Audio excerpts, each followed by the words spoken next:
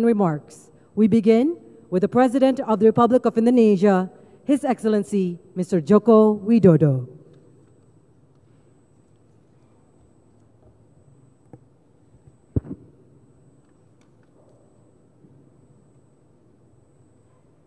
Yang mulia Presiden Nguyen Xuan Phuc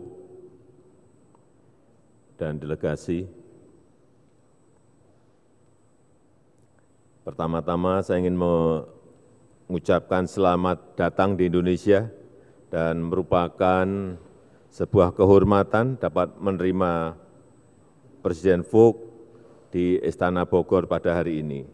Vietnam merupakan mitra strategis Indonesia sejak tahun 2013 dan pada pertemuan tadi kita telah membahas berbagai peningkatan kemitraan strategis baik secara bilateral maupun kawasan. Dalam konteks kerjasama bilateral beberapa hal telah dibahas. Yang pertama, upaya peningkatan perdagangan kedua negara. Target perdagangan 10 miliar US dollar pada tahun 2023 telah tercapai di tahun 2021 dengan angka 11,06 miliar US dollar. Dan dalam 5 tahun terakhir terdapat peningkatan perdagangan sebesar 9,77%. Untuk itu kita sepakat menetapkan target baru perdagangan bilateral sebesar 15 miliar US dollar pada tahun 2028. Indonesia meminta perhatian terhadap masih terhambatnya produk pertanian dan buah-buahan Indonesia untuk masuk ke pasar Vietnam. Yang kedua, perlunya perlindungan investasi Indonesia di Vietnam. Saya mengapresiasi kepercayaan pemerintah Vietnam kepada perusahaan Indonesia yang berinvestasi di Vietnam. Akumulasi investasi Indonesia di Vietnam mencapai lebih dari 600 juta US dollar dalam 101 proyek.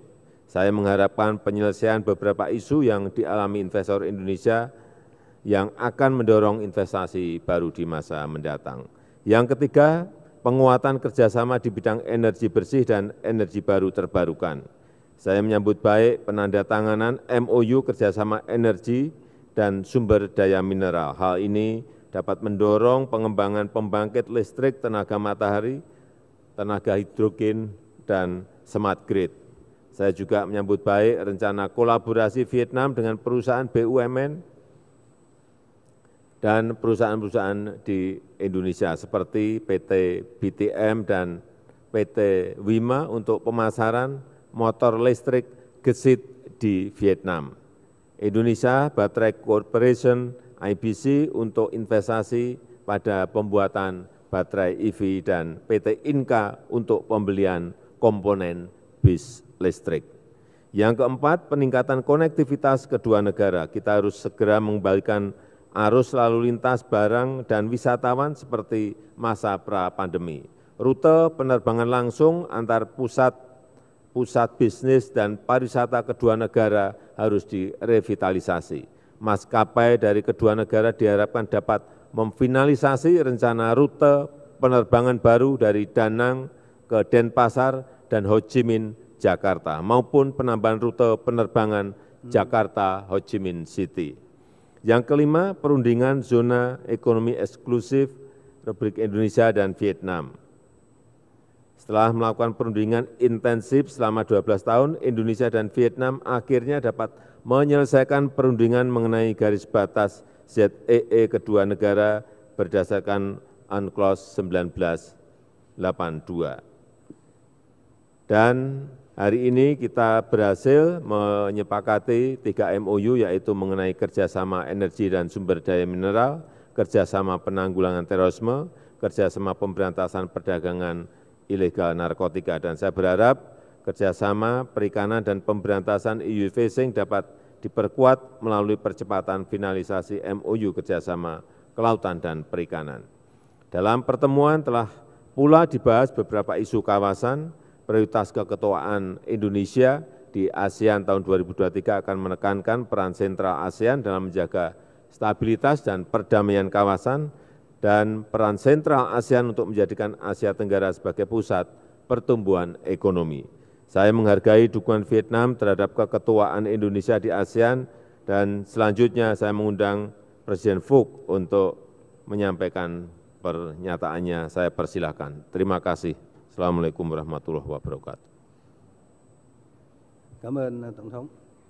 Thưa Ngài Joko Widodo, Tổng thống nước Cộng hòa Indonesia, thưa tất cả quý vị và các bạn thân mến. Tôi cảm ơn Ngài Tổng thống, Chính phủ và nhân dân hai nước vạn đảo tươi đẹp đã dành cho chúng tôi sự đón tiếp trọng thị, thắm tình hữu nghị ngay từ khi đặt chân đến thủ đô Jakarta. Nhân dịp này, tôi xin gửi lời chia buồn sâu sắc về những thiệt hại nặng nề về người và của do trận động đất tại Tây Java gây ra ngày 21 tháng 11 năm 2022. Tôi và Ngài Tổng thống vừa có cuộc hội đàm thành công trên tinh thần cởi mở, thân tình, tin cậy và hiểu biết lẫn nhau và đã đạt được nhiều kết quả thực chất và toàn diện về hợp tác song phương và các vấn đề quốc tế mà hai bên chúng ta cùng quan tâm. Tôi hoàn toàn nhất trí với phát biểu của Ngài Tổng thống về quan hệ đối tác chiến lược tốt đẹp Việt Nam-Indonesia. Vượt qua nhiều thách thức, chúng ta đã trở thành những đối tác rất quan trọng của nhau. Tin cậy chính trị không ngừng được củng cố, hợp tác kinh tế ngày càng phát triển mạnh mẽ. Indonesia là đối tác thương mại lớn thứ ba của Việt Nam trong ASEAN với kim ngạch 11 tháng đã đạt gần 13 tỷ đô la, vượt so với cả năm 21. Hợp tác trên các lĩnh vực quan trọng khác như quốc phòng, an ninh, hợp tác biển đi vào chiều sâu, hợp tác năng lượng, du lịch, văn hóa, giao thông vận tải, giáo dục và giao lưu nhân dân đang mở rộng, phát triển rất tốt đẹp.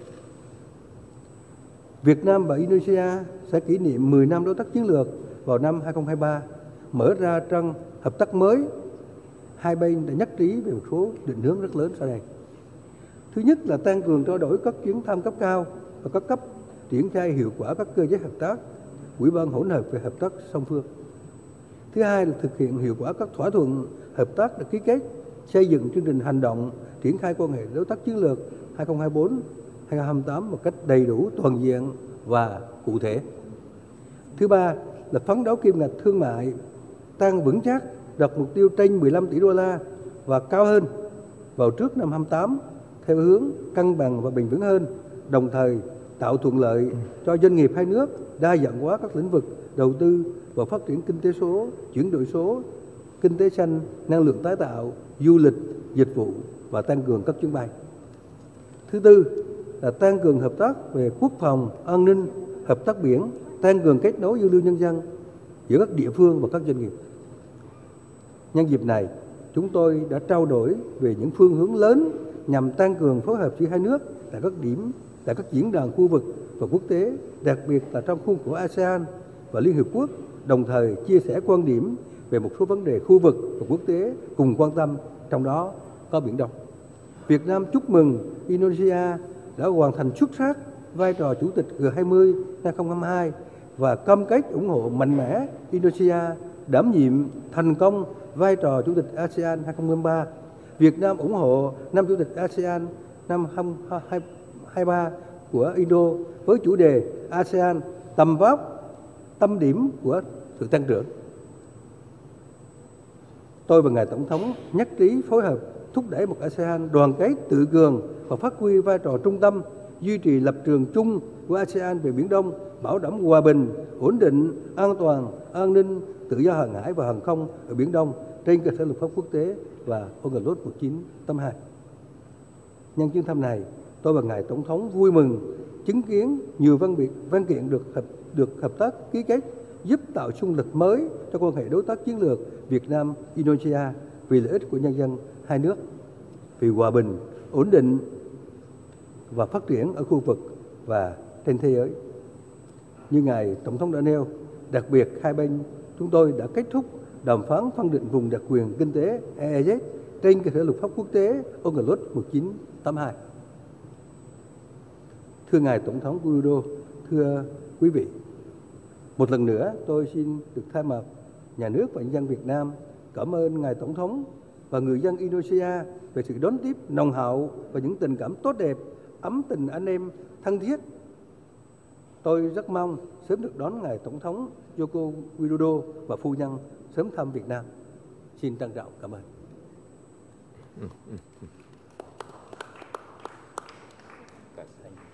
We had concluded the joint press statement.